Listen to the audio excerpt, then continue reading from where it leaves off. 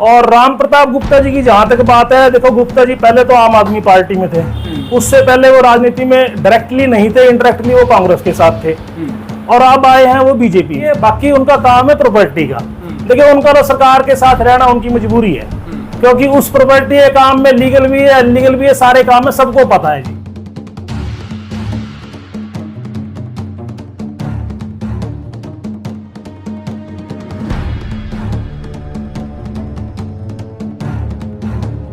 उनकी तो मजबूरी है, आज बीजेपी ही गवर्नमेंट है, वो बीजेपी के साथ है, कल को शायद गवर्नमेंट पलट जाए, क्या पता वो मूव करते हैं। 90 विधायकों में एक अकेला लीलाराम जी ऐसे रहे जो खुद कहते रहे मेरी चलती नहीं। देखिए बहुत अच्छी बात है लीलाराम जी, अगर पार्टी उनकी देती है उनको इलेक्शन, हमारे लिए तो आसानी है, सुरजेवाला जी की तो आसानी है, क्योंकि लीलाराम जी तो 5 साल किस मुंह से जाएंगे वार्डों में, किस मुंह से गांवों में जाएंगे। अब 5 साल वोट लेके तो गए नहीं, अब किस मुंह से वोट मांगने जाएंगे। ठीक है विधायक बन गए, जैसे तैसे बन गए, परंतु उन्होंने किया कराया कुछ नहीं।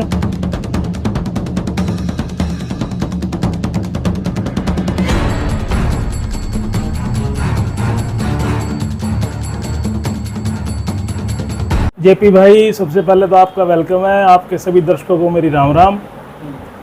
आपका क्वेश्चन है लीलाराम के विकास कार्य, वो कहते हैं कि हमने विकास कार्य करवाए, सड़कें बनवाई है, मेडिकल कॉलेज बनवा दिया है। ये तो आप आम जनता से पूछ के देखो कि उन्होंने कितने विकास कार्य करवाए हैं। जनता इनके 10 साल के पिछले राज को भुगत रही है। महा फेल गवर्नमेंट रही और उससे ऊपर महा सुपर फेल हमारे एमएलए साहब रहे। ये देखो फॉर्चुनेटली क्या है, 2 बार लीलाराम जी विधायक रहे, 1999 से 2004 तक और 2019 से 2024 तक, और दोनों बार ये सरकार के विधायक थे। उस टाइम टाला साहब की सरकार थी, अब बीजेपी की है।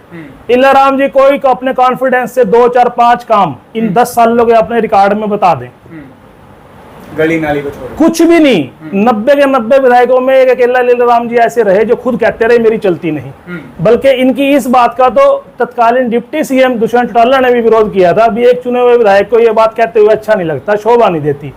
तो हमारा तो मानना ये है कि लीलाराम जी ठीक है विधायक बन गए, जैसे तैसे बन गए, परंतु उन्होंने किया कराया कुछ नहीं। जनता भुगत रही है और जनता इलेक्शनों के वेट में है कि कब इलेक्शन हो और हम बीजेपी को सबक सिखाने का काम करें।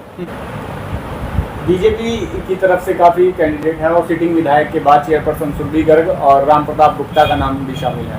कहाँ पर देखते हैं? देखिए बीजेपी के खिलाफ के पास ये 2-3 नहीं, हम तो वीडियो देखते हैं कम से कम 10-12 लोग ऐसे हैं जो नए नए टिकट मांग रहे हैं। और राम प्रताप गुप्ता जी की जहां तक बात है, देखो गुप्ता जी पहले तो आम आदमी पार्टी में थे, उससे पहले वो राजनीति में डायरेक्टली नहीं थे, इनडायरेक्टली वो कांग्रेस के साथ थे, और अब आए हैं वो बीजेपी में। देखिए उनका काम का कल्चर ऐसा है, उनकी तो मजबूरी है सरकार के साथ रहना, वो करते हैं प्रॉपर्टी का बड़े स्केल पे काम, उनकी तो मजबूरी है। आज बीजेपी ही गवर्नमेंट है, वो बीजेपी के साथ है, कल को शायद गवर्नमेंट पलट जाए, क्या पता वो मूव कर जाए। बाकी फिर भी हमें उनसे कोई दिक्कत नहीं है या कोई व्यक्तिगत बात नहीं है।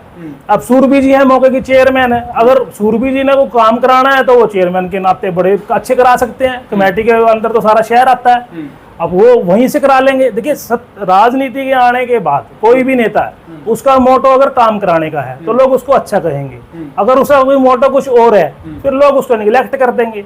मेरे कहने का भाव ये है, हमें जेपीजी कोई फर्क नहीं पड़ता पार्टी को हमारी कि बीजेपी किसको देती है, क्या पता ये पैराशूट को दे, क्या पता ये 10-12 लोग मांग रहे हैं इनमें से किसी को दे, हमें तो अपना देखना है। हमारी तैयारी पूरी है और हमें पूरा विश्वास है कि हम बहुत अच्छे वोटों से सुरजेवाला जी यहाँ से एमएलए का इलेक्शन जीतेंगे। तो गुप्ता जी के बीजेपी में जाने का क्या कारण मानते हैं, मुख्य कारण? देखिए व्यक्तिगत टिप्पणी से बचना चाहिए, बाकी उनका काम है प्रॉपर्टी का। देखिए उनका तो सरकार के साथ रहना उनकी मजबूरी है, क्योंकि उस प्रॉपर्टी के काम में लीगल भी है, इलीगल भी है, सारे काम में सबको पता है जी, ठीक है ना। वो चलो उनका राइट है, वो कहीं जाए, हमें तो उनसे क्या मतलब, लेकिन हमें तो अपना देखना है। हमें अपना पूरा विश्वास है, अपने कार्डर पे विश्वास है, अपने किए हुए कामों पे विश्वास। तो इनडायरेक्टली आपने कहा कि कांग्रेस के साथ है, तो अगर उनकी टिकट कटती है तो आशा की जा सकती है कि कांग्रेस? नहीं, मैंने ये नहीं कहा, मैंने ये कहा कि इससे पहले वो आम आदमी पार्टी में थे, उससे पहले वो डायरेक्टली किसी पार्टी में नहीं थे, और कहीं ना कहीं वो कांग्रेस को सपोर्ट करते थे या नहीं करते थे, वो तो वही बताएंगे। बट मेरा तो मानना ये है कि उनका काम का कल्चर ऐसा है, उनका तो सरकार के साथ रहना मजबूरी है। लीलाराम ही मैदान में फिर होते हैं तो क्या परिस्थिति रहेगी? देखिए बहुत अच्छी बात है, लीलाराम जी अगर पार्टी उनकी देती है उनको इलेक्शन, हमारे लिए तो आसान नहीं है, सुरजेवाला जी के लिए तो आसान नहीं है, क्योंकि लीलाराम जी तो 5 साल किस मुंह से जाएंगे वार्डों में, किस मुंह से गांवों में जाएंगे। अब 5 साल वोट लेके तो गए नहीं, अब किस मुंह से वोट मांगने जाएंगे। लेकिन फिर भी देखिए उनकी पार्टी किसको टिकट देती है वो भारतीय जनता पार्टी देखेगी, हमें उस बात से कोई गुरेज नहीं, वो किसको देती है किसको नहीं देती ना कोई मैटर है, तो किसी मर्जी को दे दें, हम श्योर हैं, हमें विश्वास है अपने किए हुए कामों पे, हमें विश्वास है अपने लीडर पे। हमारा ये मानना है रणदीप सिंह सुरजेवाला जी बहुत अच्छी वोटों से जीतेंगे और हरियाणा के अंदर हम जीत का मार्जिन का रिकॉर्ड बनाने जा रहे हैं आने वाले विधानसभा चुनावों में।